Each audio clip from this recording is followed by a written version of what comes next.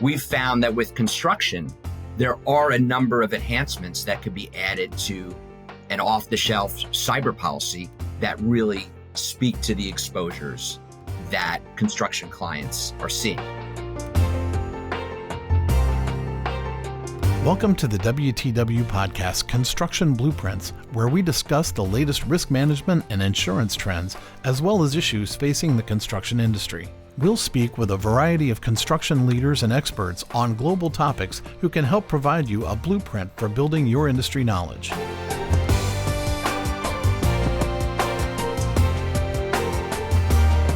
Hello, and welcome to our Construction Blueprints podcast. I'm Jessica Rasulo, New York Metro construction industry vertical leader for Willis, and your podcast host for today. I'm delighted to be joined by Jason Krauss, North American cyber thought and product leader. And in this episode, we're going to explore cyber exposures, insurance, and the industry and its impact on the construction industry. The Willis construction industry vertical specializes in serving contractors, developers, and professionals within the construction industry. And cyber exposures obviously have become more integral to all industries, and certainly construction. And Jason, as you know from many long and in-depth conversations with me, I'm often thinking about all of the unique impacts to construction. I could go down a lot of dark rabbit holes when it comes down to robots and smart equipment, but even just starting from a more traditional cyber exposure perspective, clearly as all of our systems are reliant upon connectivity to the internet, there's vast exposure there. And I'm excited to talk to you a bit today about your thoughts on kind of where those intersectionalities lie and how the cyber insurance industry impacts us and unique impacts to construction versus other industries. So with that, I guess I'm going to ask you, can you tell us a little bit about what your thoughts on the cyber threat landscape today, and what are your views on the risks and exposures unique to construction? Yeah, well, thanks for having me. Jessica, you and I have spent some time for sure discussing some of the potential exposures that are out there, but I'm just going to start out with some stats that are out there. Although the fourth quarter of 2024 saw a significant decrease in medium ransomware payments, other data suggests that we shouldn't expect a drastic slowdown when it comes to ransomware. According to Coveware, while the medium ransomware payments fell 45% between quarter 3 and quarter 4 of last year, the average ransomware payments rose 16% during the same time period. There were 5,414 published attacks on organizations worldwide. This was a 11% increase compared to 2023. And then the number of known ransomware attacks increased in 2024 by 13%. And this included the largest ransomware payment ever by a victim. This was a Fortune 50 company. It was a $75 million ransomware attack. These are some stats that are out there, just kind of keeping everyone aware of what the ransomware trends have been. You know, it's certainly worth bringing up the CrowdStrike global technology outage last July. It was triggered by a botched software update. It has been called the largest IT outage in history. Mm-hmm. Organizations across a wide range of industries were impacted. Insurers have estimated the outage will cost U.S. Fortune 500 companies $5.4 billion. And I really, the important thing about this incident in particular, it really brought to light how important system failure coverage is. This incident was not caused by a security incident or a cyber attack.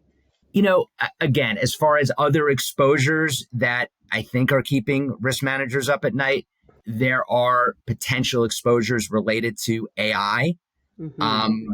We're still trying to get our heads around that, talking to a lot of clients, trying to understand exactly how they're using AI in their business. Jess, have you had a lot of conversations with clients about that lately? Certainly. I think AI comes up on a regular basis, is in terms of, and one of my things as we're talking about is even narrowing down, what does one mean when you say AI? It's so pervasive in everything we do. I don't even think everybody's aware of when they're using it at this point, but really narrowing down, are you talking about AI in what you're doing and what your underwriters are doing and what your vendors are doing, and what specifically is it on your software systems, on your, or where that is really, in order to talk about it, you need to have a specificity around the parameters of it. Sure. Yeah, I think we'll get into this in a little bit, but I mean, I think, there are a number of different exposures related to AI, and, it's a matter of determining where you should be protected, under what policy you should be protected. Exactly. There's certain exposures that should be picked up under a cyber policy. There's certain exposures that should be picked up under, let's say, an EPL policy Yep. or a D&O policy. And there's a few of us, others in my role for other lines, that we've been talking about this and trying to make sure there are no gaps in coverage for our clients. Certainly. And I think in addition, just from the insurance perspective and the coverage perspective, there's also what are you doing to protect yourself, right? And do you think our clients are doing a good job of taking the right precautions in this from that perspective? Yeah, I definitely think clients are doing a better job. I think this is part of the reason for the significant decrease in medium ransomware payments. Mm-hmm. We've seen certain industries do better than others. I think it's more challenging for manufacturers and construction clients due to the number of third-party vendors organizations in these sectors utilize. So despite having strong internal security measures, organizations can still be vulnerable if their partners are compromised. And this is tricky. Construction clients, again, they're working with a number of different subcontractors all the time. How are their controls? What sort of work are clients doing to ensure that their vendors are safe? Mm-hmm. I think that's a tricky question, and I think again, there's also even just assuming that your vendors themselves know what they're doing as far as, are they using third-party software in their systems as well. And I know a lot of times this is where kind of the conversations get tricky, because there's actually the operational piece of it, and then there's the contractual risk transfer piece of it, both of which are still a bit nebulous at this point. Sure. It also, I mean, again, we've talked about this before. You could have the best security controls. You've done everything you're supposed to do, and then you have one employee that makes a mistake, that clicks a link that they shouldn't click, and everything goes bad from then on. So again, I've said this before, you could have, your 10-foot wall constructed, and there's always a bad actor out there with the 11-foot ladder. So certainly. Yeah, actually, we've just come across this week in real time, having people not your standard kind of phishing email, but I guess it's what's called vishing, of somebody actually calling and impersonating a human on the phone that they knew. Yeah. And luckily it raised the right alarms for people to ask the questions. But, you get a call saying, hey, this is blah, blah, blah, who and asking questions. And I think that just presents a whole new vulnerability. Sure. Jess, did you get the email that our company sent to us this week? And hopefully you did not fall for it? I did. I caught that one right away, luckily. Yeah. And I'm proud to say, actually, several of my other members of my team did, and raised the alarm also, saying, I've noted this is here. So I think our training's very good, which is great. Yeah. Yes, absolutely. Yes. Yeah. A few of us, I was in our Short Hills office, and a few of us basically got the email at the same time to update our travel portal login information. Yes. So, yeah. Yes. And I think it is important. We have to continuously have those, right? I mean, again, and I think as we're seeing AI get more sophisticated, those phishing attempts are going to get more sophisticated as well. So it's just a constant learning for all of us. Absolutely. On that, what would you say? What would you say the impact is on the state of the current insurance cyber market in general? You knew we'd get to the insurance component of this. Again, you could be technologically in as good a shape as possible. Again, you need to have a risk transfer strategy. So, I mean, as far as the current state of the cyber market has been pretty stable through the first half of the year. Carriers are looking for flat rates on all layers lately because they had been giving decreases over the past 18 months. There is real intense competition between cyber markets. They're looking to retain their renewals, meet aggressive growth goals. It is possible we could see more premium increases toward the end of the year as litigation that incepted at the end of 2022 and 2023 concludes. This shouldn't come as a surprise. Underwriting decisions are really going to be influenced by security controls a company has in place, and in conjunction with pricing and attachment points. There's plenty of capacity out there in the market. partially thanks to new facilities able to provide significant excess capacity. And these facilities can be deployed anywhere in a program above the primary layer. We're hopeful that this stability is going to continue. We're hopeful to have a little bit more of this soft market that we're in, where we're able to challenge some of the markets that we do business with to enhance coverages. Going back a little bit to what you were saying before about, how a lot of this, it's not necessarily completely clear of which line of coverage it should be on. Is it a cyber exposure? Is it professional? Is it D&O? And, this has been a major concern of mine through the years as well. Mm-hmm. And one of my frustrations has been on the carrier side and on the reinsurance side, how much those are siloed and there being kind of a lack of communication there, and, a lack of coordination, which I think is one of the things that it makes it so important that you and I work closely together to make sure we're bridging that gap for our clients here. Do you see any movement of that? Have you seen any improvement in carriers talking better across lines? Yeah, I think so. It's interesting with the cyber product, which, compared to other lines is, still relatively new. The cyber product has really expanded quite a bit over the past 10, 15 years, and certain coverages that maybe you wouldn't have expected to be in a cyber policy are now there. Just, I mentioned it before, system failure, right? System failure is just think of someone as like knocking a plug out of a wall, right? It's not a security event. What if that plug happened to be all of Spain and Portugal? Good point. An excellent point. That was a system failure. But the problem with that is that would sort of come in as infrastructure. Mm-hmm. And that is not something that would be contemplated under a cyber policy. But anyway, to answer your question in a roundabout way, I think we are doing better in terms of different lines of business working with each other and coming together and say, hey, this sort of exposure really makes sense to be picked up under this type of policy. This type of exposure should be picked up under a cyber policy, and have the policies sort of coordinate with each other and have certain language added when necessary to each policy's other insurance provisions. Absolutely. Primacy of coverage is super important in those situations.